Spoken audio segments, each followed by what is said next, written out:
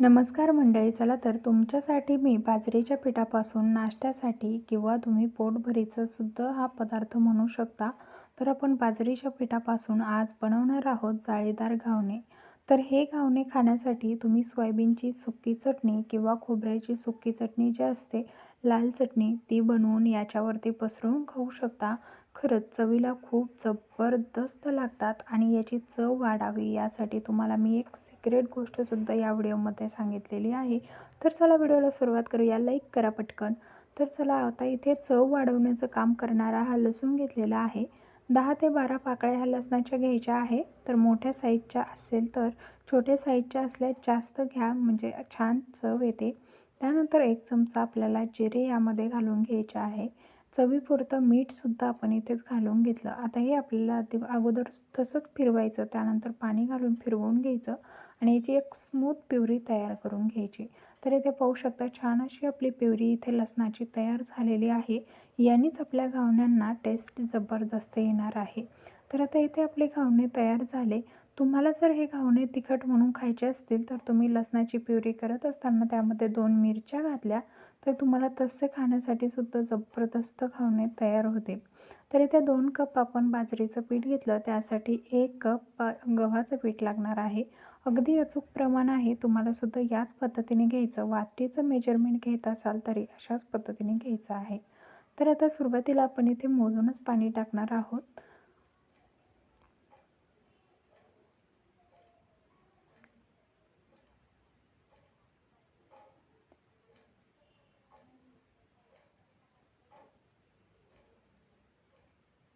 तर पहा, आपण इथे 3 कप पाणी यामध्ये टाकून घेतलेलं आहे आणि 1 कप भरून साईडला ठेवलेलं आहे. तर आता आपल्याला हे सुरुवातीला 3 कप पाणी घातलं आहे.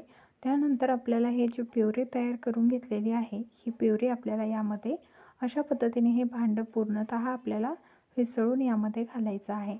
म्हणजे याचा छान अशी टेस्ट आपली यामध्ये उतरेल आणि जबरदस्त इथे घावणे आपली तयार होतील.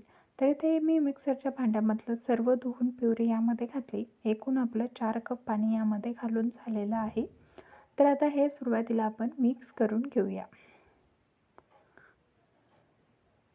एकदम खूप सारं पाणी घालू नका. तर 4 कप आपण इथे पाणी घातलं, पण यापेक्षा जास्त सुरुवातीलाच जर तुम्ही पाणी घातलं तर काय होईल की ते पीठ खूप पातळ होईल आणि मग ते हलवताना त्यामध्ये गुठळ्या होतील. कारण आपण यामध्ये गव्हाच्या पिठाचा सुद्धा वापर करत असतो आणि गुठळ्या होऊ नये म्हणून पाहू शकता सुरुवातीला आपल्याला इतकं घट्ट पीठ आहे, हे एकदम घट्ट आहे. तर आता आपल्याला यामध्ये पुन्हा 1 कप मी पाणी घालून घेतलेलं आहे. एकूण आपण पिठासाठी किती पाणी वापरतो हे सुद्धा तुम्हाला मी व्हिडिओमध्ये सांगत आहे. तर इथे आपलं 6 कप इतकं पाणी इथे घालून झालेलं आहे. तर आता तुम्हाला पिठाचा थिकनेस कसा असला पाहिजे हे सुद्धा सांगणार आहे. आता पिठाची क्वांटिटी थोडीफार कपात भरताना, वाटीत भरताना कमी जास्त झाल्यास पाणीसुद्धा कमी जास्त लागू शकतं. त्यामुळे तुम्ही थिकनेस तिथे पिठाचा पाहून घ्या. यापेक्षा पातळ असावा, यापेक्षा घट्ट अजिबात नाही पाहिजे. तुम्हाला जर एकदम जाळीदार घावणे तयार करायचे असतील तर पहा, आपल्या पळीला सुद्धा अजिबात पीठ चिटकत नाही, इतकं पीठ आपलं पातळ आहे. तर इतकंच तुम्हाला सुद्धा करून घ्यायचं आहे. आता आपल्याला हे पीठ 10 मिनिटं भिजवून घ्यायचं. तर त्या अगोदर तुम्हाला पूर्ण तयारी दाखवते. तर तेल लागणार आहे आणि एक ब्रश घेतला. ब्रश नसेल तर कांद्याचं पुढचं टोक आपल्याला कट करून घ्यायचा आणि कांद्याला काडी लावून तुम्ही कांद्याने सुद्धा तेल लावू शकता तव्याला किंवा तसंही टाकलं तरीसुद्धा चालेल.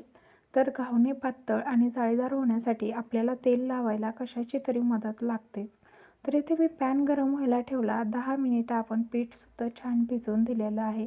10 ते 15 मिनिटं आपल्याला पीठ चांगलं भिजवून घ्यायचं आहे. त्यानंतरच घावणे टाकायला सुरू करायचं आहे.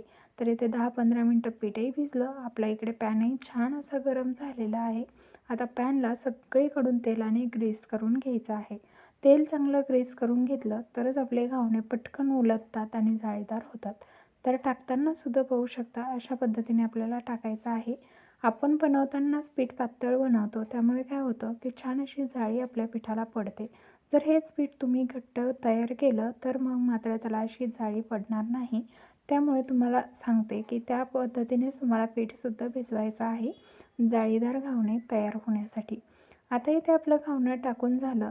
याला साईडने आपल्याला तेल सोडून घ्यायचं आहे. तर पहा मी इथे साईडने तेल देखील याला सोडून घेत आहे. म्हणजे काय होतं, सुरुवातीचं घावणं जे आहे तेव्हा तवा आपला रुळलेला नसतो. पॅन असो तवा, पण त्याला रुळायला वेळ लागतो. 1-2 घावणे केले की छान रुळतो आणि मग तिथून पुढे तुम्ही तेलाची क्वांटिटी एकदम कमी वापरली तरी देखील चालेल. पण सुरुवातीच्या घावण्याला पाहू शकता इतकं असं छान असं तव्यापासून वेगळं होईपर्यंत त्याला अजिबात उलटायचं नाही आणि मग त्यानंतर असं उलटून घ्यायचं. मस्त दोन्ही बाजूने छान भाजायचं. आता ही बाजू भाजण्यासाठी अगदी 1 मिनिट लागतो, लगेच भाजते.